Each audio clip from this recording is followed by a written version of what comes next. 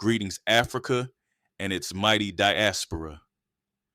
From the streets of Chicago to the streets of Ouagadougou, from the streets of Kingston to the streets of Kinshasa, this is the X-Man coming straight at you, 10 toes down, hoodie pulled tight, and my heart's locked in. Today, my people, we got fire in the hole, and it's aimed right at the heart of Western hypocrisy, because once again, they tried to come smiling with handshakes and backslaps while holding knives behind their backs. I'm talking about that U.S. Congressional Delegation that touched down in Burkina Faso on August 29, 2025. They came led by Senator James Austin Scott, applauding agriculture, applauding security, applauding progress. But here's the real headline. Captain Ibrahim Traoré did not meet with them. He stood silent, he stood firm, and his silence spoke louder than any speech he could have given. Now let's break this down. Just months ago, April 3rd, 2025, U.S. General Michael Langley went on record accusing Traoré of using Burkina Faso's own gold reserves to protect his junta. You hear that code word? Junta. That's the West's favorite word when it comes to AES leaders. Traoré in Burkina, Goïta in Mali, Tiani in Niger. They won't call them presidents. They won't call them revolutionaries. They won't call them sovereign leaders. Number, they slap the label junta like a scarlet letter. Because in their dictionary, any African who dares to stand on his own 2 feet and reject French bases, reject U.S. lectures, reject IMF shackles, that brother is a dictator. That brother is a tyrant. That brother must be smeared. But the same West that spit that venom back in April rolled into Ouagadougou in August, smiling, congratulating, clapping their hands for Burkina Faso's agricultural boom. Now suddenly they see Burkina producing enough grain to feed the Sahel. Now suddenly they see a people reclaiming land from terrorists. Now suddenly they see economic dynamism, and they want in. They want a seat at the table. They want deals. They want partnerships. But Captain Traoré wasn't fooled. He let the parliament meet them. He stayed in the shadows because he knows the game. He knows you can't trust the same people who curse you in the morning, praise you in the afternoon, and stabs you at night. Let's not forget who created the very chaos in the Sahel, who unleashed the terrorists, who destroyed Libya in 2011, turning a stable nation into a hellhole of weapons trafficking, mercenary breeding, and terror highways that stretched across Africa. NATO did that. The U.S., France, the U.K., they bombed Gaddafi, toppled Libya, and left the whole region bleeding. Those terrorists didn't just appear out of thin air. They were armed, financed, and unleashed in the wake of that destruction. And now they act shocked when Sahelian nations burn. Brother, please, if I was a betting man, I'd put my money on the West being the same ones still supplying those terrorists with tech, with drones, with financing. How else are ragtag groups in the desert getting weapons more advanced than the local armies? Somebody's bankrolling them, and history tells us exactly who. Because let's be real, can Africa ever trust the West? Hell no. This is the same West that ran the transatlantic slave trade, chaining our ancestors, packing them in ships like cargo, shipping them across oceans.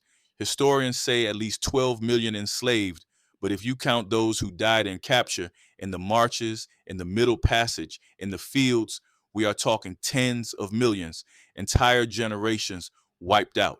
It's the same West that colonized Africa, carved it up like a pie in Berlin in 1884 with not a single African at the table. They drew their borders with rulers and ink while spilling our blood on the soil. It's the same West that unalived untold millions. Historians estimate that colonialism and slavery wiped out at least 25% of Africa's population over centuries. We are a resilient people because no other continent could have taken that blow and still rise up. And then there's King Leopold II of Belgium, the butcher of the Congo. From 1885 to 1908, at least 10 to 15 million Congolese were worked, whipped, mutilated, and unalived in his rubber and ivory empire. Hands cut off, children unalived, entire villages erased. That's not history buried in the past. That's a wound that still bleeds. And Belgium has never paid reparation to the Congolese people. Now let that marinate for a minute. Oh, but it doesn't stop there. What about neo-colonialism? France bled Africa dry for decades with the CFA franc, with military bases, with puppet presidents. And the UK, don't let them hide in the corner. They played their silent partner role, hands in the profits, eyes on the mines. And the U.S., don't forget Eisenhower in 1960, giving the green light to unalive Patrice Lumumba, Congo's first prime minister. Belgium carried it out, the CIA blessed it, and the dream of a free Congo was strangled in the cradle. You see the pattern? From the 15th century until this very moment, it's been chaos fueled by the greed of the West. So now, when Captain Ibrahim Traoré refuses to meet a U.S. Congressional Delegation, what is he saying? He's saying, we remember. We remember the chains. We remember the mines. We remember the assassinations. We remember the coups, the IMF loans, the puppet regimes. We remember the lies, and we will not bow again. That's why the West can't stand Traoré, because he is memory made flesh. He is the young lion of the Sahel who refuses to sell out. He closed the French bases. He told the UN to pack up. He stood with Mali and Niger to form the AES. And he looked Washington and Paris dead in the eye and said, "You don't dictate to us anymore." That silence on August 29th was a chess move. He didn't need to meet them. His absence was the message.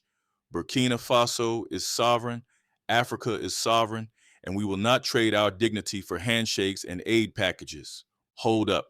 Now, if this message is hitting your chest hard like a djembe drum, like it should, then smash that like button and subscribe to this channel and share this video across all of your social media platforms.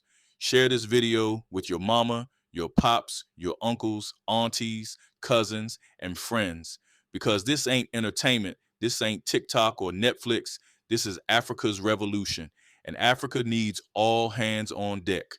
By sharing this video, this is the way you can get involved in the revolution, like your life depends on it, because it does. Now, where was I? Oh yeah, the West thinks Africa has amnesia. They think a bag of aid money erases 500 years of exploitation. They think a photo op erases the untold millions who were unalived in chains, thrown overboard from the slave ships. They think some applauses in Ouagadougou erases the blood of Lumumba. They think promises of cooperation erase the bombs they dropped on Libya. But Captain Traoré's refusal proves we are done with selective memory, done with selective history, done with selective dignity. And don't forget, Western media is still at it right now. Every time the AES leaders step up, CNN, BBC, Le Monde, New York Times, they roll out the same script. Dictators, human rights abuses, child soldiers.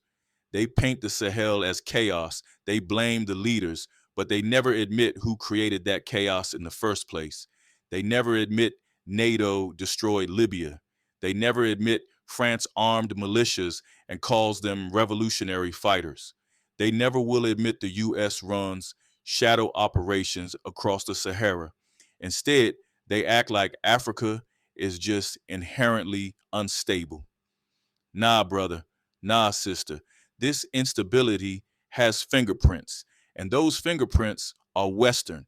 So when the U.S. delegation came praising Burkina Faso's agriculture, the same agriculture they once mocked, the same self-reliance they once doubted, Traoré saw through it. He knows they don't want to help. They want to penetrate. They want to peek under the hood, learn the formula, insert themselves into the process, then control it. They got seed companies, fertilizer companies, weapons companies lined up, ready to trade contracts for resources. But Traoré knows once you open that door, they don't leave. And that's why he stayed silent. Diplomacy is chess, not checkers. His silence said, we'll talk, but not on your terms. We'll deal, but not with your strings attached. We'll cooperate, but as equals, not subjects. That's the new Africa. That's the Sahel rising. That's the AES standing tall. Brothers and sisters, this moment is bigger than one visit. It's about setting the tone for a whole continent. Traoré's silence in Ouagadougou is the sound of Africa waking up. It's the sound of a generation saying, no more sellouts, no more puppets, no more foreign masters. It's the sound of Pan-African sovereignty cracking the old colonial chains. So why didn't Captain Ibrahim Traoré meet the U.S. delegation? Because sometimes the strongest word is silence. Because real power doesn't rush for handshakes. It waits, it chooses, it stands firm. The U.S. applauded Burkina Faso, but Traoré refused to be applauded into submission. His silence was a wall, a shield, a line in the sand. It told the world Africa's sovereignty is not for sale. And if you believe Africa deserves leaders like this, leaders who put dignity over deals, sovereignty over aid packages, truth over lies, then stand with us. Stand with Traoré. Stand with the AES. Stand with the revolution. Because the fight is not just in Ouagadougou, it's in Lagos, in Johannesburg, in Kingston, in Chicago. This is a global struggle, and Africa's children everywhere must rise. No sellouts, no filters, no fear. This is the X-Man signing off.